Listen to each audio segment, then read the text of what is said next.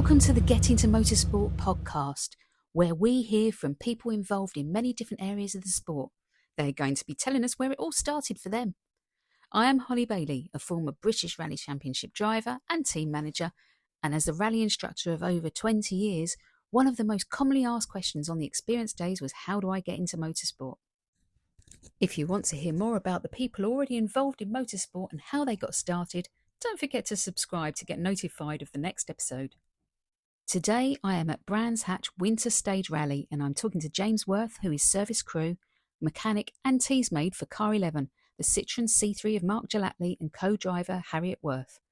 James, tell us how he got started and what other areas of motorsport he got involved in. Right, so I'm here with James Worth, who is spannering today for Car 11. James, what's your history? When did you get into motorsport? What first got you involved in motorsport? Always been interested in it. My dad was always sort of took me to things like the old rally sprint at Donington and all that kind of stuff. And then sort of 85, 86, 12, 13 years old maybe, just Group B took me. That was it. 6R4, there's nothing better. That was it. Hooked, dealt stress for all those cars and just wanted to be part of it. I wanted a Sunbeam Lotus and track day it. And then come to the conclusion that it'd be cheaper to buy a rally car and take the stickers off it and track day that. And then ended up buying an old rally car. And I'd been in Colville Car Club many, many years ago, sort of as a hanger-on really in the early 90s. I thought, I wonder if this still exists. So we went down a Wednesday night and they were still there. And then 3 months later, I'd done my bars and was looking for a rally to do with a rally car. And it sort of went from there. Wow. Just the rest was kind of history, and sort of did them as we could afford them with rallies, and so we didn't do many a year and just really had a good time, and it was always more about having a bit of fun and going sideways really than actually winning anything, and that was that. And then kids came along and the car went. I sort of ended up then servicing for people with Stephen Tony Graham and Ian Chamberlain Motorsport. They've got a Stephen Tony Graham. Did they not have an Fulvia. MGZR in the British Championship? They I did remember back in the day. Yeah. So yeah, we got involved helping Spanner on the Roger Albert Clark with them back in I think 2007, and that's just sort of snowballed. I think someone's trying to bed their brakes in. Yeah, and that sort of snowballed and ended up then spanning for more and more people. Harriet got to the age where 14 and wanted to start co-driving, and Julia Perry and Sam Bartlett, and I've got to name them because they're instrumental in really helping Harriet get some seats with people and always be appreciated. Of course, COVID had come along before this, I should say, so I think it was 15 when she started co-driving. And what age can you start co-driving 14. at? 14 on single venues, I think it is. So she started at 15 because obviously COVID and all of that had happened. And I'd sort of ended up then as a tag-along spannering for whoever she was sat in with. So I've done a lot with Ben and WB Motorsport and Paul Sheard Autosport as well. And of course Harriet sort of now got a regular seat with Mark, so I'm sort of here now. Mark's the chap that's in Car 11 that he's here today. In Car 11, yeah. And I'll sort of come along for the ride. So. Although you were literally gravel through earlier on this morning, weren't you? Yeah. It was like subguard off, wasn't it? Yeah, it was like tidying up a nice little alpine border. It was with some pea gravel. It was lovely. Yeah. I didn't know you could get so much pea gravel on top of a subguard, but anyway, every day's a school day. Oh dear! First bit of excitement for the day, and hopefully the last. Yeah, it's good.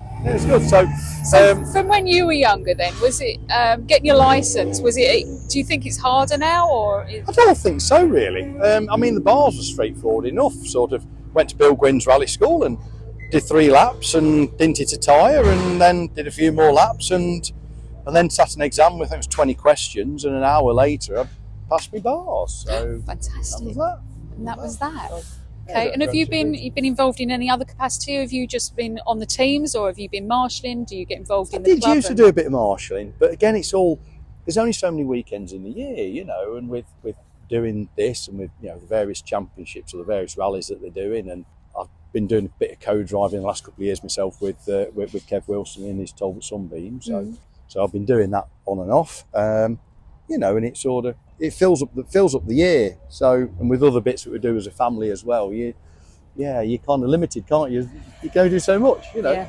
It is very much what it is. It's just great fun. I love it, and I think for me, with the servicing is, and you don't want anything to go wrong, but when something comes in, you've got a finite period of time to fix something, and you've got to really think on your toes to find a solution. How are we going to strap it up? How are we going to hold it together? You've got 20 minutes to do a job that takes 45, and I like that. And then when the car drops on, that's it, and the car drops on the floor and drives out, and you're like, yes, and I like that. That motivates me. If something comes in and there's a problem and we've got to sort it, I like that. So someone first starting out that knows nothing, they don't know where to go, what to do, what's your recommendation? Get involved with a local car club. Okay, and how do they find their local car club? Just probably look at Motorsport UK for local car clubs, but social media is as good as anything, isn't it, really? Okay. And some clubs are more active than others. I think it's, all I can say, it's really be enthusiastic. That's all I can say. Anybody wants to get involved in motorsport, it's just be enthusiastic. Just want to get involved and actively finding somebody that wants some help, because doors open doors. Somebody that wants to get involved and wants to help and wants to find a solution, and it's just how it works, isn't it? Yeah. If people show interest, then you can't help but want to help them. I'm mindful I'm being recorded here in my language, because I'm normally a bit more fruity with my language. But yeah, if you're a bit of a prat, then people don't want you around, do they? People want somebody. And again, the thing is, we've all started where Jensen started, who's my lad who stood next to us, and you've all started somewhere where you can't do nothing but wait to be given a task. But if you've got nothing to do something. Clean a windscreen, clean a door number, sweep up, do something, and then. But sometimes there are periods where you're just standing around, but it's not standing around trying not to do something, it's standing around waiting for the next thing to do, isn't it, mate? And be enthusiastic. Yes. 100%. Brilliant. That's it. And then you get invited to various places, and I've been very lucky in some of the places I've been so far, and hopefully it's not the last. And has it taken you abroad? Or is it just in the UK? Yeah. I spanned with Lotus Pits for many years with Mike and Kathy, and we went, I think, to Ireland several times, Isle of Man several times.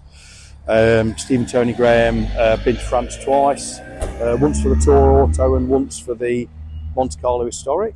Been Norway and took a car test in there for them many years ago. So, yeah, it's nice. It's creates nice. Memories, doesn't it? Well, it does. I mean, this is it, isn't it? One day we won't be able to do this. We'll be sat in a nursing home, and you're right. All you've got is memories, isn't it? And I remember when. That's it, isn't it? You're making memories. You are. It's what it's all about. Yeah. So, and again, being the fact that my daughter and my son are interested in the sport, it's not like you've been dragged here, is it, lad? Well, it is, but no, it's not like he's been dragged here, and he's been up with Paul Sheard and the lads up there helping them out today, and sort of learning a trade, aren't you, mate? So he finishes school this year, and hopefully he's going to do one of those motorsport courses at college. Right. So people want to get involved is just find someone that's doing something, whether it's racing or rallying, and ask if you can help. And if somebody says yes and be here at this time, turn up. Thank you very much for that. No problem at all. Thank you. Well, it's all a bit of a quiet time. Is it time for a cup of tea now? Yeah. We had steak at lunchtime, didn't we? So we had an hour break. So I got pre-warned by Harriet. She was hungry when the car came in. So before anything else happened, I had to make sure that the steak was done. And you've had steak as well, haven't you, mate? So we've all had a nice steak. My words. Well, such luxury. Well, we're trying to eat healthy. It's New Year, it's January, isn't it? So how long this lasts for, I've got no idea. But we're trying to be good, aren't we, mate? Body's a temple and all of that. I've got to fit my race suit later on in the year, haven't I? Thank you very much for chatting to us. An absolute pleasure, thank you. Thank you to James, and thank you for listening. Tune in next time for more stories of getting into motorsport.